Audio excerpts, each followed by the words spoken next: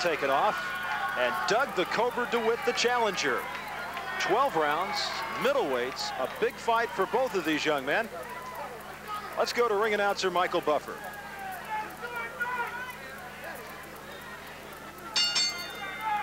And now, ladies and gentlemen, the moment you've all been waiting for. 12 rounds for the ESPN Middleweight Championship.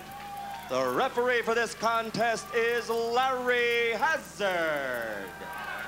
And now introducing in the blue corner.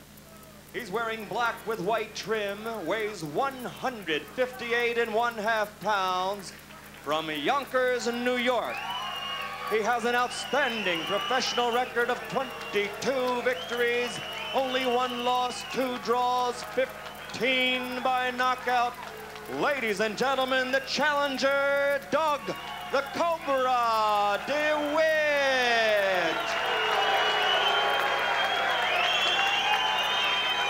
And introducing in the red corner, wearing blue trunks with white trim, he weighs 159.25 pounds, from Camden, New Jersey. His professional record, 14 victories, only 1 loss, 1 draw, 6 by knockout. He's the pride of Camden and the ESPN middleweight champion, introducing Mike Tinley. There they are, Camden, New Jersey, and of course, Mike Tinley, also former classmate of Mike Rozier, the fine running back of the University of Nebraska and Pittsburgh Maulers. Let's listen in to Larry Hazard. When I give you a command, I want you to obey that command. In case of a knockdown, the fighter who scores the knockdown is to go to the farthest neutral corner, remain in that corner until I signal you to come out. If you go down, you must take a mandatory 8 count. The 3 knockdown ruling has been waived, and the bell cannot save you if you go down toward the end of a round. On the infighting, watch your low blows, illegal use of the head and the elbows. If you have any questions at this time, okay, shake hands. Good luck to you both. For Doug DeWitt, his last bout, January 13th against Fred Boynton, he won a knockout in 6 rounds. As a matter of fact, for DeWitt, his last 9 wins have been by knockouts. On the other hand, Tinley last fought, and Al and I were here for that one, against Teddy Mann to retain his ESPN middleweight title bout.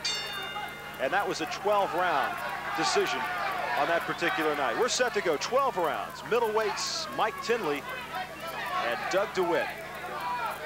Will it go the distance out, or will it be a little shorter? Well, if it goes the distance, the feeling is that Tinley might get the nod. He's been 12 rounds. DeWitt never has been past 8. But if it ends early, the feeling is it will be DeWitt that does so. Now, there were several occasions when these 2 fighters were supposed to meet in the past, and it never came off. They had problems getting together. Right now, they are in the inside banging, and DeWitt whipping left hooks to the body of Tinley. That's his plan. He says, can Mike Tinley go 12 rounds if I've battered him to the body that whole time? And we should point out that Tinley had to lose 2 pounds today at the weigh-in. He came in at 162, 2 pounds over the limit. He got out of the steam right before you went in, I think. Yeah, and he looked a little bit drawn when he did so. That time, DeWitt stuck his tongue out. Now, Tinley's got an outstanding jab. And DeWitt told us today that he would counter that jab with a good jab of his own. That's a punch that most people don't give him credit for having. I've seen him use it and use it well, but he uses that punch too sparingly. Let's see if tonight he really gets it on track. Left by Tinley. Both of these young men, of course, looking for bigger days as we're halfway through round 1. Tinley would be considered the shorter, sharper puncher, and we're seeing some of that here in round 1. But if DeWitt gets that left hook home, it can hurt Tinley. DeWitt from Yonkers, New York, trains at the Times Square Gymnasium in New York City. He says that's where the toughest fighters are, as he backs up on the ropes. Tinley lands a couple of punches. You know, Roger, it's almost as if DeWitt wants to convince Tinley in this first round, yes, I can slip your jab. He's doing that a reasonable amount of the time and staying away almost deliberately, I think, to show he can elude those punches. Tinley from Camden, big crowd here following him. DeWitt from Yonkers. A lot of folks made the trip down to Atlantic City to support their homeboy. Here on the inside is where DeWitt must be busy. And Tinley himself is a good fighter on the inside. Tinley is a smooth tactician as we're under 30 seconds left to go in round one. You saw Tinley slip the jab of a couple of jabs of DeWitt and land his own left hand. Round one, a lot of action right at the beginning of the round. Then they kind of moved back, took a look at one another.